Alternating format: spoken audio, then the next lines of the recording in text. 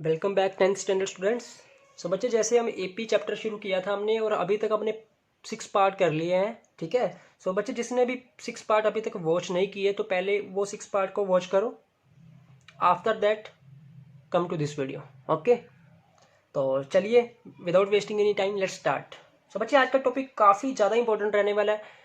इसने आपके दिमाग को मैच्योर करना है। ये वाली एक्सरसाइज ने एक बात ध्यान में रखना, ठीक है। आपके माइंड को और मैच्योर करेगा ये वाली एक्सरसाइज, अगर आप इसको ध्यान से करोगे। सो स्टार्ट करते हैं बच्चे। आपको सबसे पहले कुछ बेसिक्स कर लेते हैं, ठीक है। सबसे पहले बिल्कुल बेसिक से स्टार्ट होते हैं। आप सभी को पता है कि एपी में किस टाइप की टर्म होती है। इस टाइप की टर्म होती है T1, T2, T3, T4, इस टाइप की टर्म्स होती है ना, इसी भी एपी में। और T1 को दुनिया वाले इस नाम से भी जानते हैं, ए को ए के नाम से। T2 को हम A+D के नाम से भी पुकार लेते हैं। T3 को A+2D के नाम से पुकार लेते हैं। T4 को A+3D के नाम से भी पुकार लेते हैं। आप सभी को पता है ना T4 को A+3D के नाम से क्यों पुकारते हैं। अगर मैं आपसे पूछूं, आप सभी को पता है बिकॉज Tn किसके इक्वल होता है, A+n-1 इंटू डी। यानी कि जो भी यहाँ पे n होगा यहाँ पे n-1 होगा। यानी कि अगर यहाँ पे 4 है तो यहाँ पे 3 होगा। समझ पा रहे हैं, इसलिए इस नाम से पुकार लेते हैं। क्लियर आप सभी को। तो बच्चे, आज का हमारा जो मेन टॉपिक है ना वो है एज्यूमिंग एपी। कौन सा टॉपिक है बच्चे? Assuming AP. यानी कि इसमें हम अपनी तरफ से ना कुछ टर्म्स एज्यूम करते हैं, ठीक है। तो इस चीज को अगर आप पकड़ गए ना, ये वाला कंसेप्ट अगर आप पकड़ गए ना, समझ लिया आप चैंपियन हो। इस एक्सरसाइज को बिल्कुल आप अच्छे ढंग से कर पाओगे अगर आपने ये वाली चीज पकड़ ली, ठीक है। और इसने, मैं बार बार बोल रहा हूँ, इस चीज ने आपका साथ नहीं छोड़ना, चाहे अगर आपने इन फ्यूचर मैथ करना है तो, अगर आपने कोई भी टेस्ट देना है तो इसने नहीं आपका साथ छोड़ना, ठीक है। पहली बात, अगर आपने मान लीजिए एपी में 3 टर्म्स ज्यूम करनी है। कितनी टर्म्स ज्यूम करनी है बच्चे? 3 टर्म्स। एटलीस्ट 3 तो ज्यूम करनी पड़ेंगी ना। हम एपी में 2 तो कर नहीं सकते। अगर 2 करेंगे तो हम कैसे चेक करेंगे भी किसी भी 2 टर्म्स का डिफरेंस अदर के साथ सेम है भी या नहीं। क्लियर है ना। सो कम से कम हमेशा हम कितनी टर्म्स ज्यूम करते हैं एपी में? 3 टर्म्स ज्यूम करते हैं। पहली बात, अगर 3 टर्म्स ज्यूम करते हैं करनी है तो 3 ओड नंबर है ना बच्चे। 3 कितना नंबर है? ओड नंबर है। तो बच्चे, जो इसमें जो जब भी 3 टर्म्स ज्यूम करनी है ना, हमने एक ऐसी अपनी तरफ से टर्म्स ज्यूम करते हैं ना इसमें। अब ऐसा नहीं होता कि आप मान लीजिए किसी भी सम ने बोला कि आप ना कोई भी 3 टर्म्स ज्यूम कर लो, कोई भी यानी 3 टर्म्स उठा लो एपी। अब आपको पता है एपी में तो ऐसे टर्म पड़ी होती है A+D, A+2D। अब इनमें से कोई भी टर्म्स उठा लोगे, ऐसे नहीं होता बच्चे। जब भी हमने कुछ एपी की टर्म्स उठानी है ना, उठाने को तो आप उठा सकते हो, लेकिन आपका जो सम होगा ना इतना टिपिकल जाएगा ना, इतना ज़्यादा टिपिकल जाएगा ना, आपसे हिलेगा भी नहीं। इसलिए हमने अपनी इजीनेस के लिए कुछ स्टैंडर्ड टर्म्स बना लिए एपी की, कुछ स्टैंडर्ड टर्म्स बना लिए एपी की। वो थोड़ा हमने दिमाग से बनाई भी, ध्यान से देना। जब भी एपी की 3 टर्म्स उठानी हो तो हमने किस टाइप की टर्म्स लेनी है? A-D, A+D। जब भी हमने 3 टर्म्स एज्यूम करनी है इस टाइप की लेनी है। अभी आपको रिमेंबर करने की एक वे भी बताऊंगा, फिलहाल इतना सुनते जाओ। जब बेटा आपने 4 टर्म्स उठानी है तो आपने किस टाइप की लेनी है? A-D, A+D और A+3D, A-3D। क्लियर है। अब ध्यान से सुनो, जब 5 टर्म्स उठानी है, एक बार मेरी बात सुनो जो मैं बोल रहा हूँ। जब 5 टर्म्स उठानी है फिर कैसे उठानी है? A-D, A+D, A-2D, A+2D। जब 6 टर्म उठानी है तो इस टाइप की उठानी है A-D, A+D, A+3D, A+5D, A-3D and A-5D। अब सर को अब बोलोगे सर क्या हवाई हो गया, कुछ नहीं पता लगा। बेटा हवाई होगा, ये भी तो प्रैक्टिस आएगा, लेकिन मैं आपको वे बताता हूँ कि आप कभी भूलोगे नहीं। ध्यान से सुनो बेटा, जब भी 3 टर्म्स उठानी है, जब भी 3 टर्म्स, मेरी बात सुनो, ओड नंबर है ना, तो हमने इस फॉर्म की टर्म्स उठानी होती है। हमने इस वे से टर्म उठानी है कि उनका सम करने पर ना डी खत्म हो जाए। उनका सम करने पर यानी कि उनको ऐड करने पर डी खत्म हो जाए। मान लीजिए हमने पहली 3 टर्म उठा ली।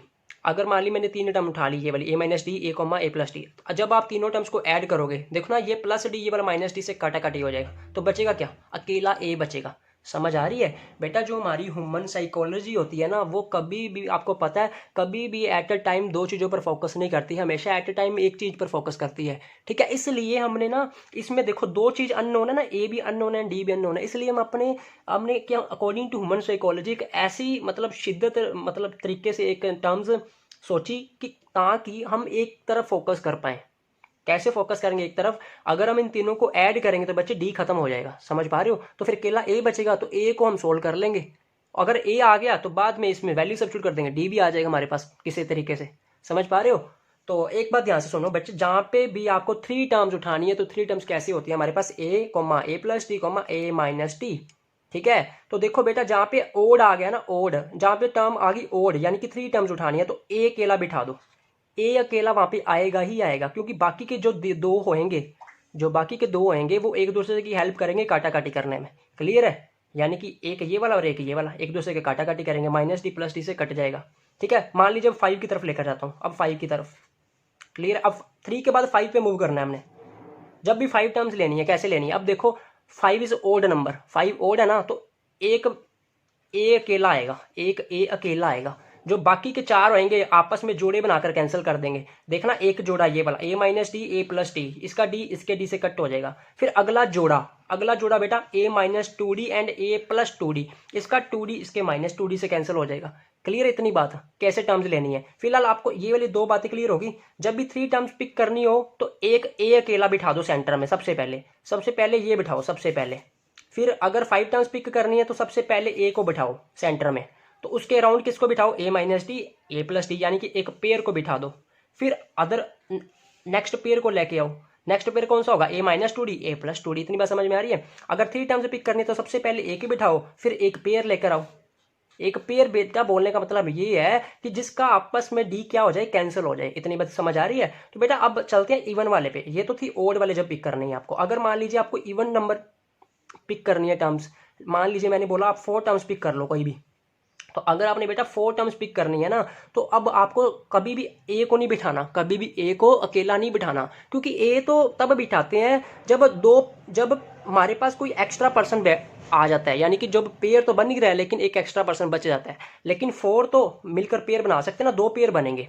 तो 2 पेयर बनाने के लिए बच्चे जब भी 4 आ गया ना, जब भी 4 आ गया, 4 इज इवन नंबर, तो सबसे पहला पेयर कौन सा आएगा, A minus D A plus D. सबसे पहला pair A minus D A plus D. Pair बेलने का मतलब बच्चे ये है जिसका डी दूसरे डी से कैंसिल हो जाए। अब ए तो नहीं बिठाना हमने, ए इसलिए नहीं बिठाना क्योंकि हमारे पास कौन सा ओड है, यहाँ पे हमारे पास तो इवन टर्म्स है जिसके पेयर बन सकते हैं। सो बेटा एक पेयर तो आ गया। अब दूसरा पेयर बनाने के लिए अब ध्यान से, अब बच्चे क्या करते हैं, काली काली में क्या कर देते हैं, ए माइनस डी के बाद यहाँ पे पिक कर लेते हैं A minus two D A plus two D. But ऐसा नहीं करना बच्चे, हमेशा यहाँ पे क्या लेना, A minus three D and A plus three D. ठीक है, अब कैसे याद रखें सर, बेटा इसको कैसे याद रखना है आपने, जब भी इवन आए ना, जब भी यहाँ पे इवन टर्म्स पिक करनी हो तो इस वाली साइड कौन सी टर्म लेनी है हमने, ओड वाले नंबर ले लो, ओड वाले नंबर ले लो। अब देखो बेटा 4 के नीचे कौन से ओड नंबर आते हैं, एक तो 1 आता है और एक आता है 3। मानते हो 4 के नीचे यही दो नंबर आते हैं ना, 2 नेचुरल नंबर यही आते हैं, 1 एंड 3। क्लियर है। इसलिए बेटा एक तो मैं ले रहा हूँ A minus one D, that is A plus one D, एक पेयर 1 वाला पेयर। ठीक है, दूसरा पेयर मैं ले रहा हूँ 3 वाला, 3D एंड प्लस 3D। इतनी बात क्लियर है। सिमिलरली बच्चे अब इसकी मुझे आप बताओगे, मान लीजिए मुझे 6 टर्म पिक करनी है, 6 टर्म, तो 6 टर्म पिक करनी है, इवन आ गया। जब भी इवन आ गया तो आपको ओड नंबर वाले लेने हैं, ओड नंबर वाले लेने हैं टर्म्स, पेयर ओड नंबर वाले उठाने हैं। सबसे पहला पेयर 6 के नीचे जितने भी ओड नंबर आते हैं कौन से आते हैं, एक तो आता है 1, एक आता है 3 और एक आता है 5।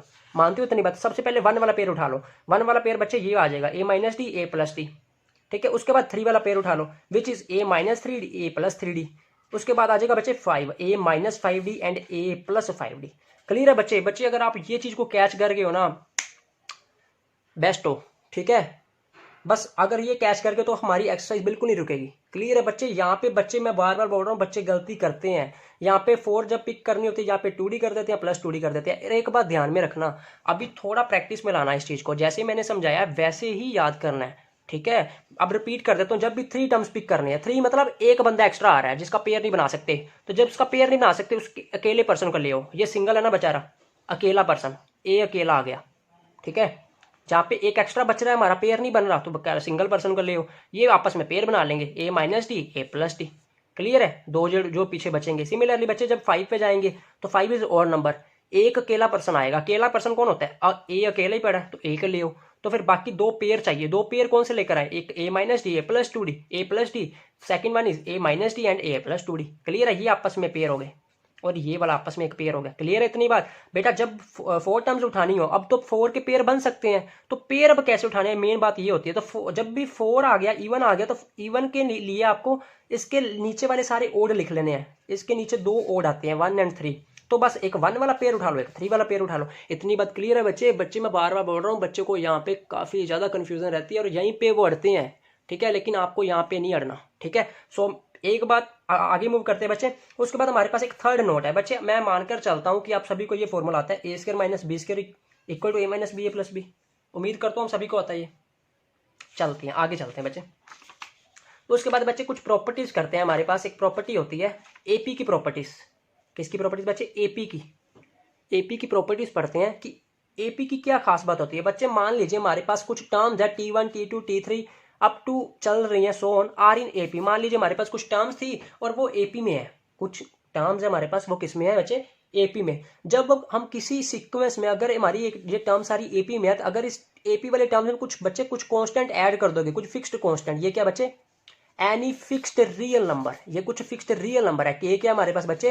एनी फिक्स्ड रियल नंबर, कुछ कांस्टेंट है। मैं क्या बोलने जा रहा हूँ बच्चे? मान लीजिए हमारे पास ये टर्म थी T1 T2 T3 एपी में थी। अगर आप इस एपी में कोई कांस्टेंट टर्म ऐड कर दोगे हर एक टर्म के साथ, हर एक टर्म में T1 के साथ के ऐड कर दिया, T2 के साथ के ऐड कर दिया, T के साथ T3 के साथ के ऐड कर दिया, तो बेटा वो प्रोग्रेशन अभी भी एपी में ही रहेगी, उसमें कोई भी चेंज नहीं आएगी। इतनी बात क्लियर है? मैं क्या बोल रहा हूँ बच्चे, हमारे पास अगर एक प्रोग्रेशन है जो एपी में है, अगर हर एक सिंगल पर्सन में उस प्रोग्रेशन की हर एक पर्सन के साथ कुछ के लगा देते हो, सेम के, ये एक बात ध्यान में रखना, ये कांस्टेंट कुछ हर एक के साथ सेम कांस्टेंट अटैच होना चाहिए, तो वो भी प्रोग्रेशन जो बनेगी, नई प्रोग्रेशन, वो भी किस में आएगी बच्चे? एपी में आएगी। सिमिलरली बच्चा, ये मान लीजिए एपी में थी प्रोग्रेशन, अगर इसके साथ कुछ कांस्टेंट, ये नीचे माइनस भी लगा रखा ना बच्चे मैंने, चाहे प्लस करो चाहे माइनस करो तो भी एपी में रहेगी। ठीक है। अब सेकंड नोट, इफ का मतलब बच्चे कंडीशन। पहली बात, कंडीशन ये होनी चाहिए कि हमारी जो टर्म्स है वो एपी में होनी चाहिए। अगर आपकी टर्म्स एपी में है देन क्या होगा? अगर आप हर एक टर्म को मल्टीप्लाई कर देते हो किसी फिक्स्ड कांस्टेंट के साथ, के कांस्टेंट के साथ, हर एक टर्म को, तो जो नई प्रोग्रेशन बनेगी वो भी किस में आएगी बच्चे?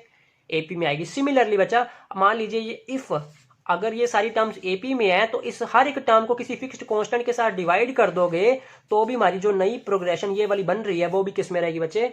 एपी में ही रहेगी। इतनी बात क्लियर आप सभी को? हम आगे मूव करें। तो चलिए स्टूडेंट्स, आपको क्वेश्चन आपकी स्क्रीन पर शो हो रहा है, काफी अच्छा क्वेश्चन है, इंपॉर्टेंट है। ठीक है। Example number 1। तो बच्चे ये क्वेश्चन क्या कह रहा है? The sum of 3 terms in AP is 33। तो सबसे पहली बात बच्चे, मैं आपको एक बात बतानी भूल गया कि ये वाली एज्यूमिंग एपी आपको यूज कहाँ पे करनी है, कहाँ पे यूज करना है, कब हमें माननी है ये वाली? पहली मेन बात तो ये है ना बेटा, ये हमेशा तब यूज करनी है व्हेन सम इज गिवन। सम का मतलब क्वेश्चन नहीं है, सम का मतलब बच्चे जब किसी चीज का सम हमने पढ़ा था ना, सम ऑफ एन एपी, तो बस वही ये वाला सम है, यानी कि एडिशन। अगर बेटा जहाँ पे भी आपको सम गिवन हो, यानी कि एडिशन वाला गिवन हो, तब आपको ये टर्म्स एज्यूम करनी है। क्लियर है? ये बात आपको क्लियर होनी चाहिए। भी इन टर्म्स को ज्यूम करना कब है? अब क्वेश्चन थोड़ी ना बोलेगा मुझे ज्यूम कर लो, ये क्या आपको कब ज्यूम करनी है बच्चे? जब आपको सम गिवन हो किसी क्वेश्चन में। अभी आपको एग्जांपल देता हूँ। ये मान लीजिए हमारे पास एक क्वेश्चन है जो आपको स्क्रीन पर शो हो रहा है बच्चे। तो इस क्वेश्चन की बात कर लेते हैं। इस क्वेश्चन पे क्या बोल रहा है? The sum of 3 terms in AP is 33। कैसे कहते? किसी सम गिवन है ना बच्चे, सम कितना गिवन है पहली बात बताओ? सम हमें गिवन है बच्चे 33। क्लियर है? अब कितनी टर्म्स का बच्चे? ये कहते हैं 3 टर्म्स का, 3 टर्म्स का। अभी सर ने क्या बताया कि सम गिवन हो तो कैसी टर्म्स एज्यूम करो? अज्यूमिंग एपी को आवाज दो। जब भी बेटा आपको सम गिवन हो, किसको आवाज दो? अज्यूमिंग एपी को, यानी कि अपनी तरफ से टर्म्स एज्यूम करो। तो कितनी टर्म्स एज्यूम करनी है बच्चे आपको यहाँ पे? 3 टर्म्स, बिकॉज क्वेश्चन बोल रहा है। तो हम कैसी टर्म्स एज्यूम करेंगे बच्चे? इट मींस वो, इसका मतलब पता क्या है? ये पूरी लाइन का sum of 3 terms in AP is 33, इसका मतलब पता क्या है? 3 टर्म्स हम लेकर आए अपनी तरफ से, ए कॉमा, ये देखो पहला ए, अगर 3 है तो एक सिंगल आएगा, एक सिंगल आएगा ए, जिसका पेयर नहीं बनता। दूसरा एक पेयर लेकर आएगा, पेयर यानी कि ए minus D, A plus D. Clear है बच्चे? तो बेटा इनका सम दिया है, इन 3 टर्म्स का क्या दिया हमें? सम। तो इनको सम करो, हम लिख देते हैं सम इज इक्वल टू, सम का मतलब एडिशन, ऐड कर दो इन तीनों टर्म्स को, ऐड कर देते हैं। कौन सी बड़ी बात है? ए माइनस डी प्लस ए प्लस डी, वो कितना गिवन है बच्चे? 33 गिवन है। तो इसको सोल्व करते हैं बच्चे। देखो डी से डी कट जाएगा, पीछे क्या बचेगा? ए प्लस ए, यानी कि बच्चे 3a is equal to 33। This simply बच्चा a इज इक्वल टू 11। इतनी बात क्लियर है? एक आंसर कितना आ गया हमारे पास? 11। नेक्स्ट पढ़ते हैं क्वेश्चन को। And their product is 1155। Students इन्हीं नंबर्स की प्रोडक्ट कितनी गिवन है हमें? 1155। तो इन नंबर्स की प्रोडक्ट ले लेते हैं, पी के साथ नोट कर लो इसको, प्रोडक्ट को। As given product is equal to, that is a minus D multiply, dot का मतलब बच्चे मल्टीप्लाई, डॉट अगर कहते हो मल्टीप्लाई डाल देता हूँ, multiply A plus D is equal to 1155। अब आपको एक फील आ गई होगी, मैंने स्टार्टिंग में एक नोट बताया था, जहाँ पे भी A minus D A plus D दिखे तो उसको क्या लिखेंगे बच्चे, उसको क्या लिखेंगे हम, A square minus D square is equal to 1155। कितनी बात समझ में आ रही है? सो बच्चे ए का आंसर हमारे पास क्या है, ए का आंसर, ए को हम किस नाम से जानते हैं, ए का भी आंसर फाइंड किया ना 11, तो यहाँ पे सब्स्टिट्यूट कर दो, तो यहाँ पे क्या आएगा बच्चे 11 का स्क्वायर माइनस डी का स्क्वायर, तो ए की जगह क्या आ जाएगा 11 आ जाएगा। सिमिलरली बच्चा यहाँ पे 1155। क्लियर है? आगे मूव करो, चलिए आगे मूव करते हैं। तो यहाँ पे देखते हैं बच्चे 11 का स्क्वायर माइनस डी का square is equal to 1155 divided by 11। Clear है बच्चा? आगे मूव करूं, सो ये बच्चे अगर कट करोगे तो आपको क्या मिलेगा, ये मिल जाएगा बच्चा 105, ये 105 पर कट हो जाएगा स्टूडेंट्स। चलें आगे, तो 11 का स्क्वायर बच्चे 121 माइनस डी का square is equal to 105। This implies बच्चे डी का स्क्वायर किसके इक्वल आ जाएगा 121 माइनस 105। Is it clear? तो बच्चा 121 माइनस 105 का मतलब इसके जगह पे क्या लिखोगे आप, इसके जगह पे बच्चे हमारे पास बचेगा 16, यानी कि डी स्क्वायर का आंसर किसके इक्वल आ गया बच्चे 16 के इक्वल आ गया। सो दिस सिंप्लाई बच्चा डी का आंसर क्या हो जाएगा हमारे पास, दिस सिंप्लाई डी का आंसर हमारे पास 2 आ जाएंगे बच्चे प्लस माइनस 4। अब बोलना मत, स्क्वायर है तो बच्चे जब स्क्वायर रूट लगाएंगे तो दोनों साइड कितने आंसर पॉसिबल है बच्चे, 2 आंसर आएंगे हमारे पास, एक आएगा +4 दूसरा आएगा -4। तो यहाँ पे मेरे पास स्पेस है बच्चे, यहीं पे कर लेते हैं। ठीक है, यहाँ तक क्लियर है अभी आपको? अभी हमने डी फाइंड कर लिया और ए फाइंड कर लिया, तो हमारे पास लेकिन बच्चे 2 केस आए हैं डी के, तो हम कौन सा ले, अब 4 को ले या -4 को ले? तो केस बना दो, केस 1। केस 1 क्या बनाएंगे बच्चे, जब ए का आंसर तो फिक्स ही है, जब ए 11 है एंड डी को फिक्स कर दो, कुछ 4 ले लो। केस 1 हम दोनों केस करेंगे, एक बार +4 लेकर एक बार -4 लेकर। तो सबसे पहली बात इतनी तो क्लियर होनी चाहिए ना, हमने फाइंड क्या करना है। उन्होंने बोला था फाइंड द टर्म्स, क्वेश्चन में क्या बोल रहा है फाइंड द टर्म्स। अब टर्म्स फाइंड करने का मतलब बच्चे ये जो 3 टर्म्स आपने ज्यूम करी ना, A minus D A plus D, इन्हीं को फाइंड कर दो। तो इन्हीं को फाइंड करने के लिए हमें क्या चाहिए, एक तो ए चाहिए और एक डी चाहिए, वो तो हमें मालूम है बच्चे। आप लिखोगे एज 3 टर्म्स आर, 3 टर्म्स कौन सी है बच्चे हमारे पास, एक तो ए है, एक ए प्लस डी है और इधर कौन से है ए माइनस डी। तो यहाँ पे सब्स्टिट्यूट कर दो वैल्यू, 11 - 4, सबसे पहले ए को फिल कर दो 11, उसके बाद बच्चे 11 + 4 यानी कि 15 और 11 माइनस डी बच्चे यानी कि 11 - 4 कितना आ जाएगा 7। क्लियर है बच्चे? तो ये हमारे पास टर्म्स आ गई। अब दूसरा केस भी करना है आपको, दूसरा केस भी करना है। दूसरा केस बच्चे हम कौन सा करेंगे, यहाँ पे कर देता हूँ, मेरे पास स्पेस है यहाँ पे, केस 2। तो केस 2 बच्चा हमारे पास कौन सा होगा, जिसमें हम ए को तो 11 ही ज्यूम करेंगे, लेकिन बच्चा डी को कितना मान के चलेंगे -4। Is it clear? तो हमारे पास टर्म कौन सी होती हैं, टर्म्स हमारे पास है ए प्लस डी और यहाँ पे ए माइनस डी। क्लियर इतनी बात? तो बच्चे कुछ नहीं करना, यहाँ पे आपको वैल्यू सब्स्टिट्यूट कर देनी है। ए की हमारे पास कितनी है 11, ए प्लस डी कितना आ जाएगा बच्चे, ए प्लस डी 7 आ जाएगा और ए माइनस डी कितना आ जाएगा बच्चे 15 आ जाएगा। ए माइनस डी कितना आ जाएगा बच्चे 15 आ जाएगा। तो बच्चे टर्म्स हमारे पास क्या आ गई, सेम ही तो आ गई, 15 11 7, 15 11 7, टर्म्स तो सेम ही आई हैं, चाहे जो मर्जी केस ले लो। Is it clear? सो बच्चा यही था हमारा इतना क्वेश्चन। हम आगे मूव करते हैं। सो जो नेक्स्ट कंसेप्ट है बच्चे हमारा वो है अरिथमेटिक मीन। अब what does it mean, arithmetic mean का मतलब क्या होता है? सबसे पहले बच्चे डेफिनेशन आपके सामने है। If 3 terms are in AP, अगर हमारे पास 3 टर्म्स है जो एपी में है, if 3 terms are in AP, अगर ऐसी कोई 3 टर्म्स है जो एपी में है, देन मिडल वाली टर्म को क्या नेम देते हैं हम, अरिथमेटिक मीन। किसका arithmetic mean? Between other two, उन दोनों का mean.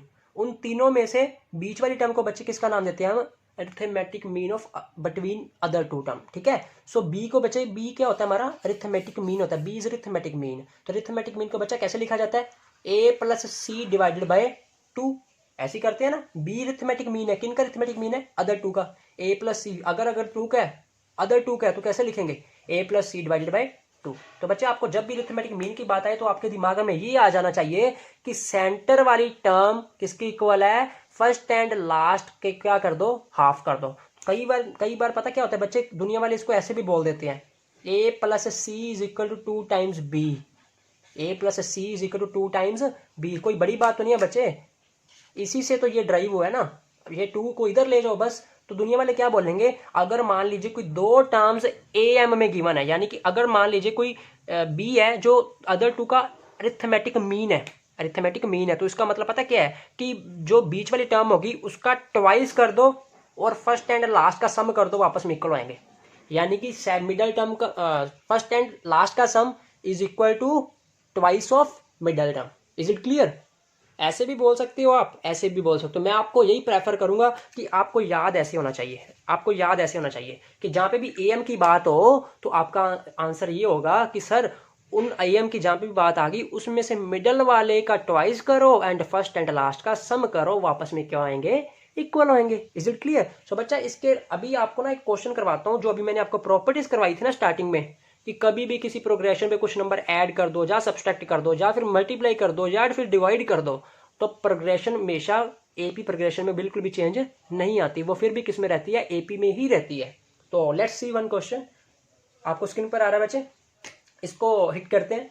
If ABC are in AP, question में गिवन क्या है बच्चे, ABC AP में गिवन है, किसमें गिवन है बच्चे, AP में गिवन है। Is it clear? तो बेटा जहाँ पे AM की बात है ना, यहाँ पे भी याद रखना ABC AP में होना जरूरी है, AP में होना जरूरी है, ठीक है। चलिए क्वेश्चन की तरफ आते हैं। ABC are in AP show that, क्या शो करना है बच्चे, सबसे पहले टारगेट हमारा शो क्या करना है बच्चे हमें, वो कहते हैं B plus C comma C plus A comma A plus B are also in AP, are also in AP। तो बच्चे एक बात ध्यान में रखना, हमेशा मैथ का रूल समझ लो, जब भी हमने जो चीज़ गिवन होती है और जहां तक जाना होता है, हमारा फोकस पता किस तरफ होना चाहिए, जहां तक जाना है। आप भी अपना जो अभी पढ़ रहे हो, किसके लिए पढ़ रहे हो, अपने गोल के लिए पढ़ रहे हो ना। आपका बेसिकली टारगेट क्या है, आपका गोल, किसके लिए काम कर रहे हो, अपने गोल के लिए कर रहे हो। मतलब हर एक पर्सन का टारगेट क्या होता है, अपना गोल होता है। सिमिलरली बच्चे इस क्वेश्चन का गोल क्या है कि इस चीज़ को प्रूव करना। सो हमारा भी टारगेट फिलहाल क्या है, इस क्वेश्चन को ये चीज़ प्रूव करनी, ठीक है। तो हमारा टारगेट इनडायरेक्ट क्या है कि हमारा टारगेट क्या है, शो दैट पर ध्यान देना। क्लियर है? तो कैसे ध्यान देंगे, बात को ध्यान से समझो। अब मुझे ABC तो AP में दे रखे हैं, ABC तो AP में ए दे रखे हैं, लेकिन प्रूव मुझको किसने करना है बच्चे, B plus C and C plus A and A plus B को। अब मुझे देखो ABC AP में है, तो आपको पता है मैं अगर AP, मैं यहाँ पे लिखता हूँ, सोल्यूशन करता हूँ इसका, यानी लाइक ABC बच्चे AP में है, ABC AP में, अगर इसमें कुछ मैं नंबर सब्सट्रैक्ट कर दूं तो कुछ चेंज तो नहीं आएगी। मान लीजिए मैं अपनी तरफ से कुछ इसमें सब्सट्रैक्ट करने लगा हूं, A plus B plus C, हर एक टर्म में करना बेटा, B minus A plus B plus C, C minus A plus B plus C, ये are also in AP according to property, according to property. कौन सी प्रॉपर्टी यूज किया है कि किसी भी, अगर मान लीजिए बच्चे ध्यान दो, मुझे पता है किसी बच्चे को तो हवा ही नहीं लगी, अभी आधे बच्चों को, ये देखो अगर ABC बच्चे AP में हो तो किसी भी ये नंबर्स में कोई नंबर ही तो होते हैं, ठीक है, कोई वेरिएबल्स भी हो सकते हैं लेकिन नंबर भी हो सकते हैं। तो एक बात ध्यान देना बच्चे, ये नंबर्स में अगर हम सेम कोई नंबर सब्सट्रैक्ट कर दें, सेम नंबर सब्सट्रैक्ट कर दें, ये देखो सेम नंबर सब्सट्रैक्ट कर रहा हूँ ना, A plus B plus C minus A plus B plus C, subtract ही तो कर रहा हूँ। हर एक नंबर में A में से B में से एंड C में से, A में से B में से एंड C में से सेम नंबर सब्सट्रैक्ट कर रहा हूँ, कोई चेंज आएगी, सेम ही रहेगी ना, वो भी तो AP में रहेगा, मैंने प्रॉपर्टी बताई थी। ये क्यों कर रहा हूं अभी आपको समझ लगेगी। अब देखो बेटा इसको सोल्व कर लो, A माइनस A को आप कैसे लिखोगे, A माइनस A को, ये कट होके ओवरऑल A तो A कैंसिल हो जाएगा, B से B कैंसिल हो जाएगा बच्चा, C में से C कैंसिल हो जाएगा, समझ में आ रहा है। तो पीछे क्या बचेगा, यहाँ पे बचेगा minus B plus C, because A उड़ गया। सिमिलरली बच्चा यहाँ पे B उड़ गया, पीछे क्या बचेगा, minus A plus C। Similarly बच्चा यहाँ पे क्या बचा, पीछे बचा हमारे पास A प्लस B, ये किस में है, AP में है। ये किस में है बच्चे, AP में है, बिकॉज ये ऑल्सो इन AP, तो ये भी AP में रहेगा। इसको सोल्व भी तो किया, और क्या किया मैंने, और तो कुछ नहीं किया। तो बच्चे आगे ध्यान दो, मुझे थोड़ा थोड़ा नेड़े आ गया मैं अपने प्रूफ के, मुझे नेगेटिव नहीं चाहिए। तो नेगेटिव को तो उड़ा सकते हैं बच्चे हम, क्या करो, डिवाइड कर दो, तीनों टर्म्स को -1 से डिवाइड कर दो, -1 से, यहाँ पे देखना -1 से तीनों टर्म्स को डिवाइड करने लगा हूँ। जब मैं तीनों टर्म्स को -1 से डिवाइड करूंगा, क्या उसमें कोई चेंज आएगी, क्या कोई वो वाली प्रोग्रेशन कोई और रूप ले लेगी अपना, नहीं, वो फिर भी किस में रहेगी बच्चे, AP में ही रहेगी। क्यों रहेगी, मैंने बताया था किसी भी AP प्रोग्रेशन को किसी भी एनी रियल नंबर से डिवाइड करो बट वो नंबर बेशर्तिया सेम होना चाहिए, -1 -1 -1 सेम नंबर होना चाहिए। तो फिर भी किस में रहेगा बच्चा, AP में ही रहेगा। तो बच्चे इसको कैंसिल कर देते हैं, यहीं पे कर देता हूँ, minus minus cut, minus minus cut, minus minus cut. So यहाँ पे क्या मिल गया, B plus C, A plus C, A plus B किस में आ गए बच्चे, AP में आ गए। तो यही तो प्रूव करना था, hence proof. Happy happy. Is it clear बच्चे, इजी था ना। तो बच्चा अब आपको क्या करना है, इसके रिलेटेड एक्सरसाइज ट्राई करनी है 10D, ठीक है। कोई भी डाउट आए तो ग्रुप में सेंड करना। Thanks for watching video.